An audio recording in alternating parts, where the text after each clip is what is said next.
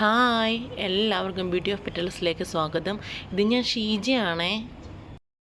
ഇത് എൻ്റെ പെറ്റൂണിയാണ് കേട്ടോ. എൻ്റെ കയ്യിൽ കുറച്ചേറെ കളറുണ്ട്. ഇത് നിറയെ പൂവിട്ട് നിൽക്കുന്നതിൻ്റെ രഹസ്യം ഞാൻ കൊടുക്കുന്ന ഒരു ഫെർട്ടിലൈസറാണ്. ആ ഫെർട്ടിലൈസറെ കുറിച്ച് പറയാനായിട്ടാണ് ഇന്ന് ഞാൻ വീഡിയോയുമായിട്ട് വന്നിരിക്കുന്നത്.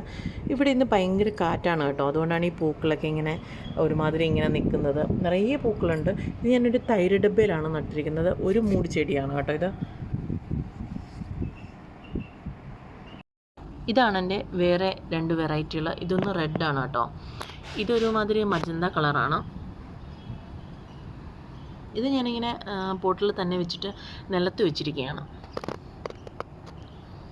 ഇത് നമ്മൾ പെറ്റൂണിയ നടുമ്പോൾ മെയിനായിട്ട് ശ്രദ്ധിക്കേണ്ടത് അധികം വെള്ളത്തിൻ്റെ ആവശ്യമില്ല ഇതിന്. 2 ദിവസം കൂടുമ്പോൾ നമ്മൾ വെള്ളം ഒഴിച്ചു കൊടുത്താൽ മതി കേട്ടോ. അധികം വെള്ളം ഒഴിച്ചു കൊടുത്തു കഴിഞ്ഞാൽ ഇത് പെട്ടെന്ന് അഴുകിപ്പോകും. 2 ദിവസം കൂടുമ്പോൾ നമ്മളിതിന് വെള്ളം കൊടുത്താൽ മതി. പെറ്റൂണിയ തന്നെ 2 തരത്തിലുണ്ട്.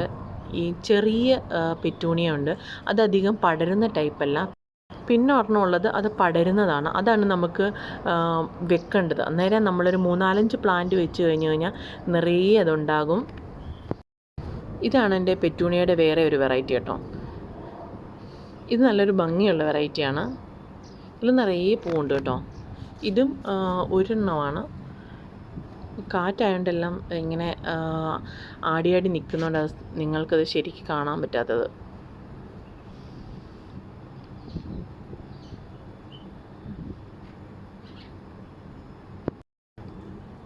ഇതെൻ്റെ ബന്ദിയാണ് കേട്ടോ. ഇതിനും ഞാൻ ആ ഫെർട്ടിലൈസർ തന്നെയാണ് കൊടുക്കുന്നത്. ഇത് 2 കളർ മിക്സായ ബന്ദിയാണ്. ഇത് ഒറ്റ കളറാണ്.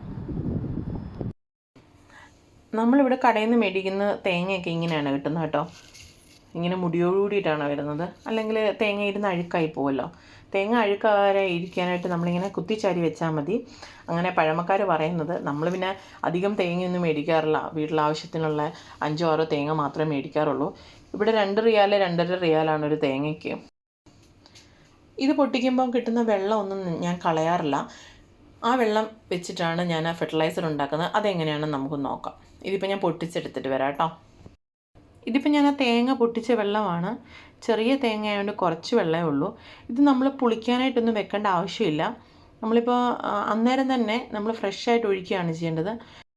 നമ്മൾ പൂച്ചെടികൾക്കൊക്കെ ഫ്രഷായിട്ട് തന്നെ ഒഴിക്കാവുന്നതാണ്. ഇതിപ്പോൾ ഏകദേശം ഒരു 1/2 ഗ്ലാസ് വെള്ളം കാണും. ആ തേങ്ങാവെള്ളം ഞാനൊരു ഗ്ലാസ്സിലോട്ട് മാറ്റിയിട്ടുണ്ട്.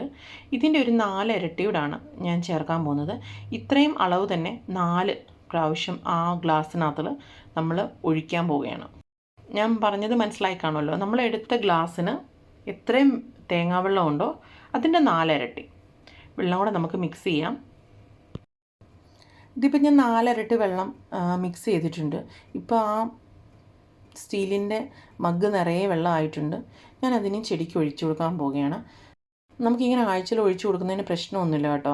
ഫ്രഷായിട്ട് പൊട്ടിക്കുമ്പോൾ തന്നെ നമുക്ക് ഇങ്ങനെ വെള്ളം ഡൈല്യൂട്ട് ചെയ്ത് ഒഴിച്ചു കൊടുക്കാം.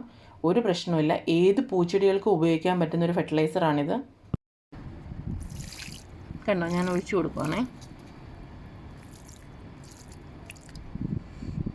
ഇത് നമ്മുടെ ശവന്നാറിപ്പൂവാണ് കേട്ടോ.